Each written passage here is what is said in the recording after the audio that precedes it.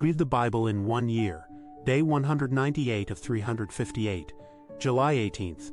Ecclesiastes chapters 1-4, and Psalm chapter 43, Ecclesiastes chapters 1-4. Everything is meaningless, the words of the teacher, son of David, king in Jerusalem. Meaningless, meaningless, says the teacher.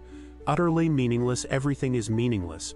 What do people gain from all their labors at which they toil under the sun? Generations come and generations go, but the earth remains forever. The sun rises and the sun sets and hurries back to where it rises. The wind blows to the south and turns to the north. Round and round it goes, ever returning on its course. All streams flow into the sea, yet the sea is never full. To the place the streams come from, there they return again. All things are wearisome, more than one can say. The eye never has enough of seeing, nor the ear its fill of hearing. What has been will be again. What has been done will be done again. There is nothing new under the sun. Is there anything of which one can say, "Look, this is something new, it was here already. Long ago, it was here before our time." No one remembers the former generations, and even those yet to come will not be remembered by those who follow them. Wisdom is meaningless. I, the teacher, was king over Israel in Jerusalem. I applied my mind to study and to explore by wisdom all that is done under the heavens. What a heavy burden God has laid on mankind. I have seen all the things that are done under the sun. All of them are meaningless, a chasing after the wind. What is crooked cannot be straightened. What is lacking cannot be counted. I said to myself, "Look, I have increased in wisdom more than anyone who has ruled over Jerusalem before me. I have experienced much of wisdom and knowledge." Then I applied myself to the understanding of wisdom, and also of madness and folly. But I learned that this too is a chasing after the wind. For with much wisdom comes much sorrow, the more knowledge, the more grief. Pleasures are meaningless, I said to myself. Come now, I will test you with pleasure, to find out what is good. But that also proved to be meaningless. Laughter, I said, is madness, and what does pleasure accomplish? I tried cheering myself with wine and embracing folly, my mind still guiding me with wisdom. I wanted to see what was good for people to do under the heavens during the few days of their lives. I undertook great projects. I built houses for myself and planted vineyards. I made gardens and parks and planted all kinds of fruit trees in them. I made reservoirs to water groves of flourishing trees. I bought male and female slaves and had other slaves who were born in my house. I also owned more herds and flocks than anyone in Jerusalem before me. I amassed silver and gold for myself, and the treasure of kings and provinces. I acquired male and female singers, and a harem as well. The delights of a man's heart. I became greater by far than anyone in Jerusalem before me. In all this my wisdom stayed with me. I denied myself nothing my eyes desired. I refused my heart no pleasure. My heart took delight in all my labor, and this was the reward for all my toil. Yet when I surveyed all that my hands had done and what I had toiled to achieve, everything was meaningless, a chasing after the wind. Nothing was gained under the sun. Wisdom and folly are meaningless. Then I turned my thoughts to consider wisdom, and also madness and folly. What more can the king's successor do than what has already been done? I saw that wisdom is better than folly, just as light is better than darkness. The wise have eyes in their heads while the fool walks in the darkness. But I came to realize that the same fate overtakes them both. Then I said to myself, the fate of the fool will overtake me also. What then do I gain by being wise? I said to myself, this too is meaningless. For the wise, like the fool, will not be long remembered. The days have already come when both have been forgotten. Like the fool, the wise too must die. Toil is meaningless, so I hated life, because the work that is done under the sun was grievous to me. All of it is meaningless, a chasing after the wind. I hated all the things I had toiled for under the sun, because I must leave them to the one who comes after me, and who knows whether that person will be wise or foolish, yet they will have control over all the fruit of my toil into which I have poured my effort and skill under the sun. This too is meaningless. So my heart began to despair over all my toilsome labor under the sun, for a person may labor with wisdom, knowledge, and skill, and then they must leave all they own to another who has not toiled for it. This too is meaningless and a great misfortune. What do people get for all the toil and anxious striving with which they labor under the sun? All their days their work is grief and pain, even at night their minds do not rest. This too is meaningless. A person can do nothing better than to eat and drink and find satisfaction in their own toil.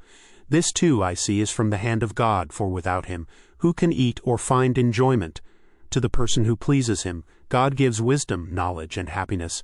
But to the sinner he gives the task of gathering and storing up wealth to hand it over to the one who pleases God. This too is meaningless, a chasing after the wind. A time for everything, there is a time for everything, and a season for every activity under the heavens. A time to be born, and a time to die, a time to plant, and a time to uproot, a time to kill, and a time to heal, a time to tear down, and a time to build, a time to weep, and a time to laugh, a time to mourn, and a time to dance, a time to scatter stones, and a time to gather them, a time to embrace, and a time to refrain from embracing, a time to search, and a time to give up, a time to keep, and a time to throw away, a time to tear, and a time to mend, a time to be silent, and a time to speak, a time to love, and a time to hate, a time for war, and a time for peace. What do workers gain from their toil?